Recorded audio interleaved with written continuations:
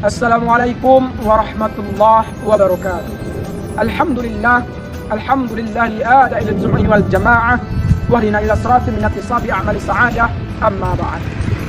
Yang saya hormati, yang mulia Buya Muhammad Irfan, SHI MSy. Di sini saya akan membahas beberapa materi secara ringkas. Yang pertama, materi pengertian dan pendekatan dalam kajian fikih siasah. Fikih siasah adalah cabang ilmu dari fikih Islam yang mengkaji tentang cara pengelolaan negara, politik, dan pemerintahan. Dasar-dasar hukumnya, yang pertama ialah Al-Quran, surah Al-Hadid ayat 25. Dan yang kedua adalah hadis Rasulullah SAW bersabda, setiap kamu adalah pemimpin, dan setiap pemimpin akan diminta pertanggungjawabannya atas apa yang ia pimpin. Hadis riwayat Bukhari dan Muslim. Yang ketiga, dasar hukumnya adalah ijma' dan qiyas. Dan dalam fikih siasah ada konteks pendekatan. Konteks pendekatannya terbagi dalam 4. Yang pertama ialah pendekatan secara normatif. Yang kedua, pendekatan secara kontekstual. Yang ketiga, pendekatan secara historis. Yang keempat, pendekatan secara sosiologis. Fikih siasah di Indonesia mengalami penyesuaian sesuai dengan politik di negara Indonesia. Dan negara Indonesia bukanlah negara Islam. Namun, walaupun negara Indonesia bukan negara Islam, di Indonesia banyak diterapkan tata cara mengelola negara yang sesuai dengan fikih siasah.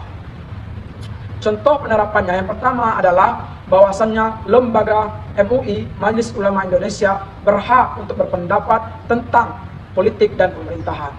Ketatanegaraan dalam sejarah Islam. Ketatanegaraan dalam sejarah Islam merujuk pada prinsip-prinsip dan sistem pemerintahan yang dikembangi oleh agama Islam, dimulai dari masa Nabi Muhammad SAW hingga masa kekhalifahan. Dan ketatanegaraan sejarah Islam itu mengajarkan cara bagaimana suatu negara dikelola dengan 3 aspek. Aspek pertama ialah pembagian kekuasaan, aspek yang kedua adalah hubungan antara pemimpin dan rakyat, dan aspek ketiga ialah mekanisme kebijakan dalam publik. Dan sumber-sumber ketatanegaraan dalam sejarah Islam itu adalah Al-Quran, surah An-Nisa ayat 58. Innallaha ya'murukum an tu'addul amanati ila ahliha. Dalam sejarah Islam, ketatanegaraan itu dimulai di Madinah dan dibentuk oleh Nabi Muhammad SAW. Nabi Muhammad SAW memimpin Madinah dengan 3 asas. Yang pertama, asas musyawarah. Yang kedua, asas keadilan. Dan yang ketiga, asas toleransi. Dan Piagam Madinah merupakan konstitusi tertua yang mengatur seluruh hak-hak dan kewajiban masyarakat penduduk Madinah pada saat itu, baik yang muslim maupun yang non-muslim. Dan setelah Rasulullah SAW wafat, sistem ketatanegaraan dalam sejarah Islam itu dilanjutkan oleh Khalifah Ar-Rasyidin. Dan ketika Khalifah wafat itu dilanjutkan oleh dinasti-dinasti besar, yang termasuk di situ dinasti Umayyah dan dinasti Abbasiyah. Dan contoh penerapannya dalam Islam ialah bahwasannya suatu provinsi di Indonesia, yaitu Provinsi Aceh, menggunakan sistem pemerintahan dengan mekanisme yang sesuai dengan ajaran agama Islam. Siasah Dauliyah. Siasah Dauliyah mengatur prinsip dan pedoman bagaimana negara Islam berinteraksi dengan negara lain, baik itu sesama negara Islam maupun negara non-muslim, dalam hal diplomasi, perjanjian, dan perdamaian. Sumber-sumber hukumnya itu adalah Al-Quran, surah Al-Anfal ayat 61. Dan yang kedua, hadis, dan 3, ijma' dan qiyas. Siasah Dauliyah ini pertama kali diterapkan oleh Nabi Muhammad SAW ketika memimpin Madinah. Beliau bernegosiasi dengan kaum Quraisy dan menghasilkan perjanjian Hudaybiyah selama 10 tahun.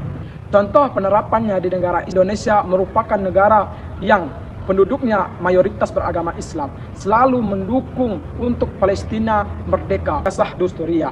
Dalam bahasa Arab, Dusturiyah yang dikenal dengan artinya konstitusional, yang mana mempelajari tentang hukum tata negara yang sesuai dengan syariat Islam. Tujuan utama fokus dalam siasah Dusturiyah adalah untuk menciptakan hubungan antara rakyat dan pemerintahan dan hubungan antara lembaga-lembaga pemerintahan. Sumber-sumber hukumnya adalah yang pertama Al-Quran, surah As-Surah ayat 38, yang kedua hadis, dan yang ketiga ijma' dan qiyas.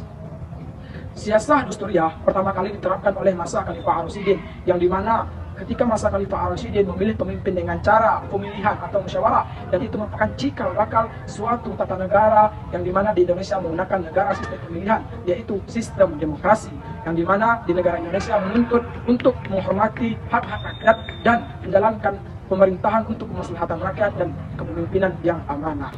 Sekian pemaparan materi dari saya. Sekian, terima kasih. Assalamualaikum warahmatullahi wabarakatuh.